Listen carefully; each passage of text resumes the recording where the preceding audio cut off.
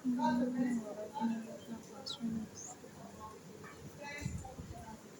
but I had two really great questions in my DMs that I got cut off there, which is why position changes are really better for you. Both too much sitting and too much standing can cause problems. Too much of any one position can create issues for you because you're only using your muscles in one way, and really we need them to be fluid and dynamic. So your glutes are a great big muscle, the biggest muscle in the human body, and we really want them to work to stabilize your pelvis from the backside. And then your abs kind of act to balance that out, because if it's only your glutes, you're going to end up tucking your pelvis, and so you need something that kind of stabilizes you from the front. And I also want to know, would you guys be interested in a separate post about how different layers of your abs kind of work with your glutes to create this balance? Let me know if that's something that you're interested in.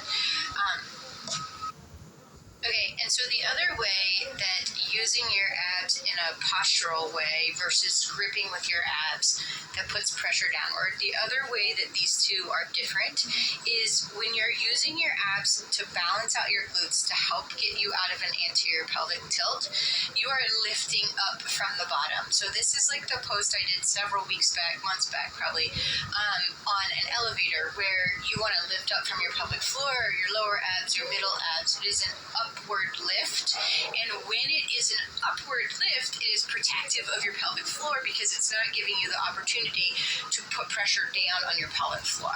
So holding tension in your abs is a problem when you're gripping from the top and putting pressure down.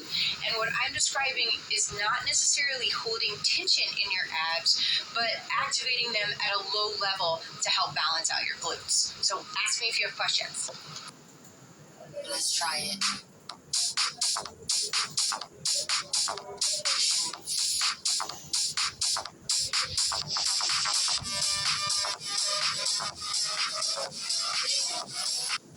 Okay, and the second really great question that I had is someone said that she feels like she is in an anterior pelvic tilt and that I am telling her to posterior pelvic tilt to get out of that position. But in order for her to posterior pelvic tilt, she feels like she has to bend her knees. So in my mind, one of two things is happening here.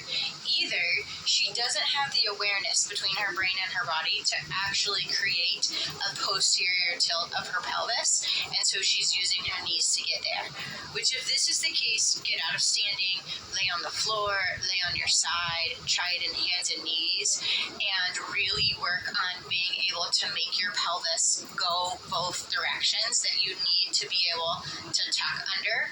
Really work on the length in the front of your hips and in the small of your back to make sure that motion is available to you.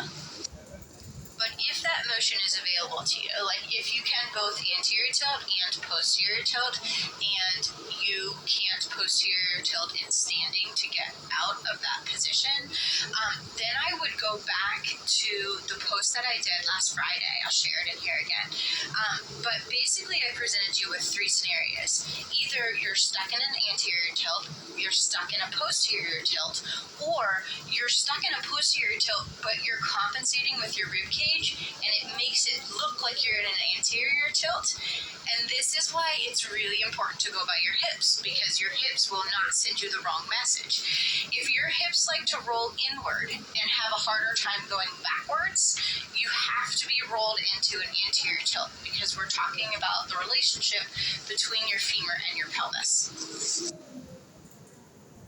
So in that relationship between your femur and your pelvis, if you are in an anterior tilt, your hips are going to roll inward and they're going to be tighter in the front, so they will not roll out well and they will not go backward well.